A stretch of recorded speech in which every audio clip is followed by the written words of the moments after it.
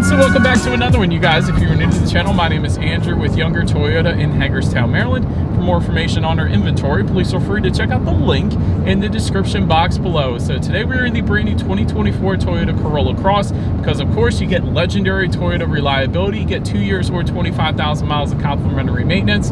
And it is snowing right now, so I thought it would be kind of nice to test out the all-wheel drive system as well. So ultimately, in this video, we will be testing out and going over everything about this one. So having said that, what do you guys say? Let's just go ahead and jump right into it. And as always, let's start with pricing. So as you can imagine, there are a few different trim levels for the 2024 Corolla Cross. First one being the L, starting at $23,610, which is a $550 bump from the 2023 model year. LE, which is the trim we are in today, starting at $25,940, and lastly the XLE, going for $29,135. And so that was all pricing for the front wheel drive configuration. If you wanted to add all-wheel drive, you can do that. Simply add $1,300 then to any of those prices. But regardless of trim level that you go with, the power plant on the Corolla Cross is going to be the same. Powering the little beast is a 2-liter naturally aspirated inline 4-cylinder, putting out 169 horsepower at 6,600 RPM, 151 pound-feet of torque coming in at 4,400 RPM. That power being sent to front wheels or all wheels through a CVT. 0 to 60 time coming in at approximately 9.3 seconds. We'll test that out in a little bit here. MPG numbers then coming in at 31 in the city, 33 on the highway for the front wheel drive, 29 city, 31 then on the highway for the all-wheel drive, taking regular unleaded fuel. And so now having got all of that out of the way, what do you guys say? Let's go ahead and find a straightaway. Let's put the acceleration here to the test, and let's see how quickly we can get our new 2024 Corolla Cross here up to speed. All right, 3, 2, 1, go.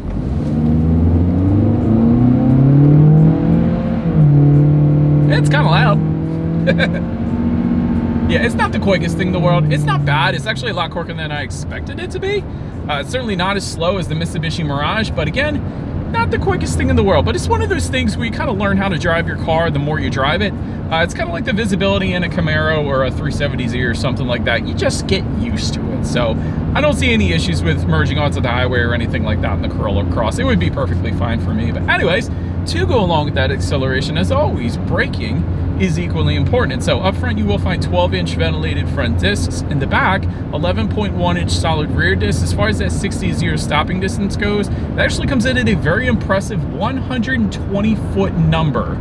That's brilliant. I always tell you guys, sports sedan number is usually in the 1-teens. Usually with SUVs, you find in the 130s, honestly, or upper 120. So 120 feet even, that's a really, really good stopping distance, I'm telling you. So as far as braking feel goes, it's 100% on the firmer side of things. This thing instantly brings you to a stop, even in the snow here today. So I love the braking on the Corolla Cross. Absolutely no issues there. But then touching on suspension and handling, up front, you're going to get an independent McPherson strut front suspension. In the back, it's going to differ dependent upon the configuration that you go with. So for the front wheel drive, you're going to get a torsion beam rear axle.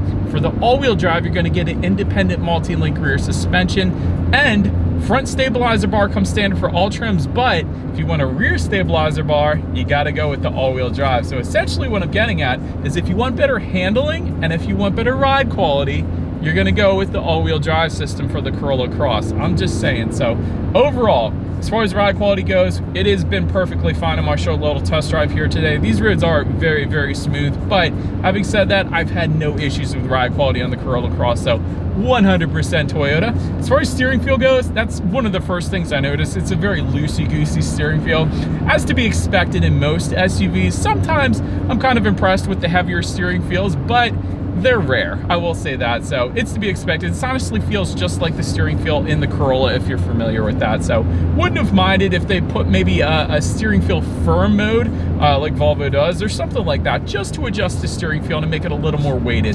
That's all I'm saying there. But as far as cabin noise goes, do you get a little bit of road noise? It's nothing that bothers me, and you get a lot of engine noise when you really get on this thing. But overall, it's to be expected with what the Corolla Cross actually is. And then touching on rear visibility, I can actually see perfectly fine out the back as we come up on even more snow. So this is fun. So yeah, as far as rear visibility goes, I can see perfectly fine out the back. You definitely shouldn't have any issues there. But that pretty much rounds out the performance segment of this review, you guys. Let's go ahead and take a look at the exterior of our brand new 2024 Toyota Corolla Cross. All right, so here she is, you guys, the new 2024 Toyota Corolla Cross, finished in Blue Crush Metallic, in case you were curious of the exact exterior color name that we had on this one. But as always, let's go ahead and start with where this one is made. And this is one of those newer VINs. First character is the number 7, indicating that this one is actually built and assembled here in the US. But as always, let's go ahead and start up front on this one. Black front grille will come on the L and LE trim levels, like you guys are looking at right now. However, if you were to go with the XLE, you're going to get some metallic paint grille surround. So in place of our gloss black, will actually be finished in kind of like a metallic kind of bronze-ish look, I guess you could say. But to the sides, full LED projector style headlights do come standard for all trim levels across the board. I love that. They're not reflector, they are projector, and they're both low beam and high beam. It doesn't get any better than that. LED daytime running lights also coming standard. You get the auto off feature for the L, but then auto on and off for the L and XLE trim levels. But then automatic high beams do actually come standard on every single trim level across the board. So if you have your high beams on at night and sense the vehicle coming in the opposite direction, it's going to automatically dim them back to low beams. Then when the vehicle is gone, it's going to automatically bounce it back up to high beams for you there. So I do like that. That at least comes standard for all trim levels. And if you were to go with the XLE, you guys can see the cutouts near the bottom. You will actually get LED fog lights then as well. But that pretty much rounds out the front end of this one. Let's now go ahead and make our way to the side. And so, but now since we are around to the side of this one, black roof rails do come on the LE and XLE trim levels, hence the reason we have those. Rear privacy glass also for those two trim levels as well.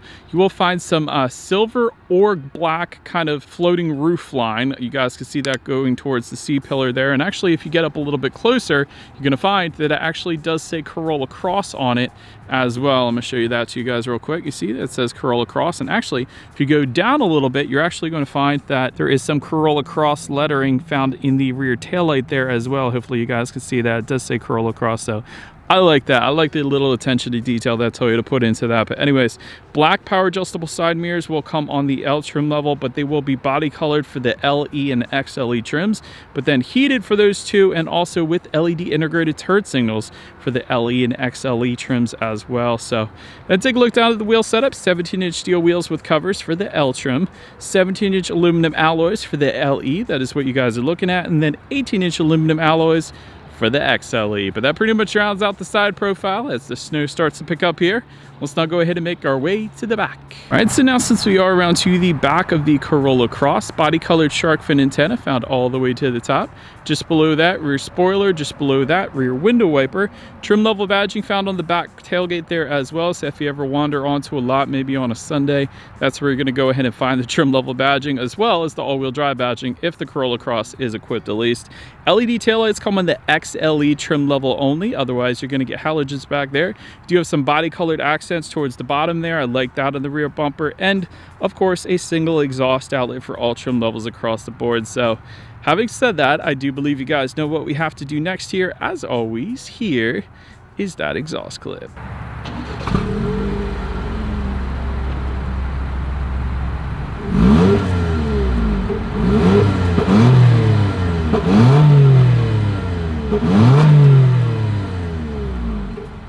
Alright, so now since we are around to the back of the Corolla Cross, when it comes to opening that rear tailgate, it is going to be a manual tailgate for all trim levels across the board. However, there is a power tailgate available with a convenience package that actually comes with the power moonroof and some other things as well. But once opened up, cargo capacity comes in at 26.5 cubic feet.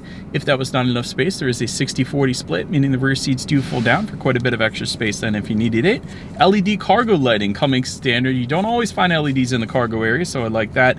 Cargo cover coming on the XLE, but it is going to be optional on the LE trim level. We do have it, so like seeing that as well. Rear bag hooks back there, chrome plated tie-down anchors, and then if you were to lift up underneath of that cargo floor, you are going to find a spare tire. But in addition to that, there's going to be some in-floor storage surrounding that as well, so you could probably put a small ice scraper or something like that back there. But then make your way up to the rear legroom. That comes in at 32 inches even. For reference, I'm an even 6 feet tall. This is how much space I have back there.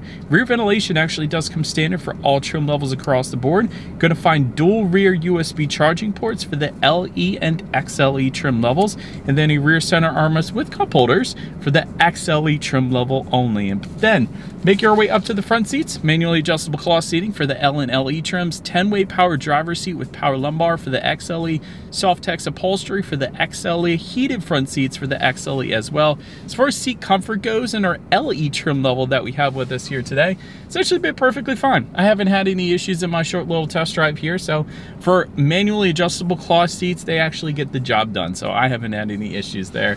Then making our way to the steering wheel, it is tilt and telescoping, and it's going to be wrapped in urethane on the L trim level, but then leather wrapped for the LE and XLE trims, and no issues there yet again.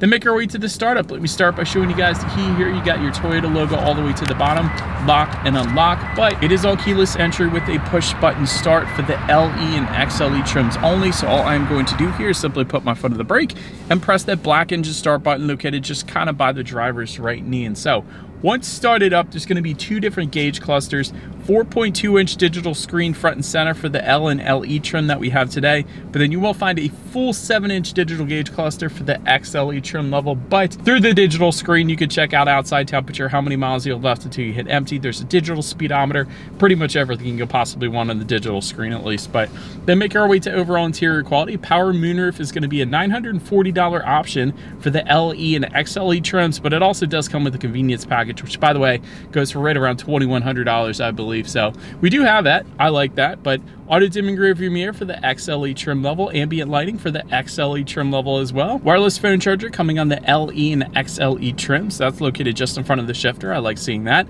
Automatic climate control for the LE, so we can set a temperature. It'll automatically hit that for us. And dual zone climate control for the XLE trim level. But one of the little interesting things that I really like on the Corolla Cross here is the overhead LED lighting here. It's kind of got this Mercedes-Benz effect. This is almost exactly the way Mercedes-Benz set up their interior lighting as far as the design goes and the way the LED lights kind of show. So I like that overhead lighting there. And just behind the shifter, you got an electromechanical parking brake. You got a couple cup holders as well within the center armrest. It's a little bit of storage there. You do actually have a 12-volt power outlet in there and another USB charging port as well. But overall, everything is kind of finished on the basic side of things. You got a black plastic door handle, a lot of black plastic surrounding the cup holders and on the doors, but it's okay. It still gets the job done. So yeah, I'll just say that. But now let's go ahead and make our way to the infotainment screen here. 8-inch color touchscreen display does come standard for all trim levels across the board. Bluetooth and audio streaming coming with that. Wireless Android Auto, Apple CarPlay for all trims. I love that. Well done, Toyota there. You can check out your driving statistics up there as well, along with your radio information. And so when it comes to the sound system, there is really one of them and then an optional one. So you're going to find 6 speakers for all trim levels coming standard. However, there is an optional 9-speaker JBL sound system that goes for $800.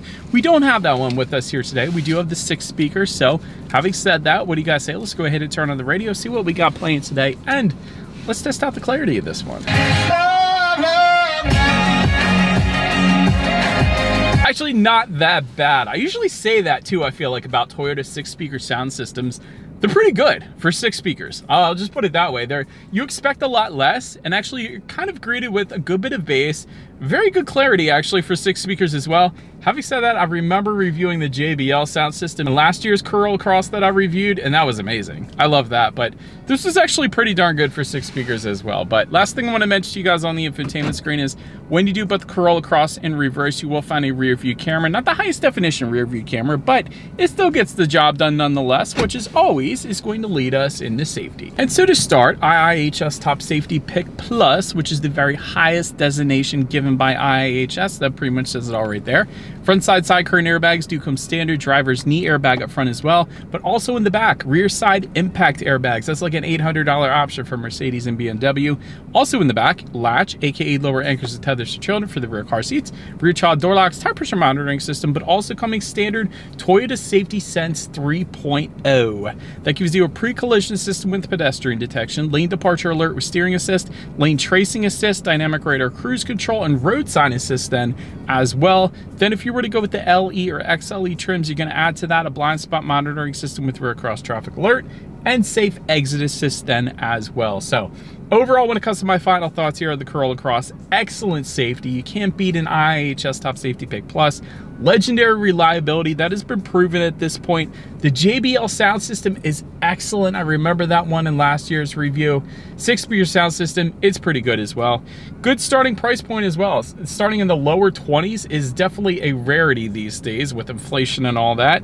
Wireless connectivity, you don't always find that really on most cars out there. So usually you have to still wire it up through a USB cable with your phone to the car. So I love that it's wireless. Gives it a much more cleaner look on the inside here. And so, but that is about it for this one, you guys. Thank you so much for watching. Feel free to follow Younger Toyota on social media at the bottom of the screen. If you wanted to see different inventory updates and all of our customer photo pictures as well, be sure to hit the subscribe and the bell notification button if you're into new car reviews and all of our fun YouTube shorts that we put on our channel too. But do appreciate you guys watching more than you know, and we will see you guys all in the next video. Bye.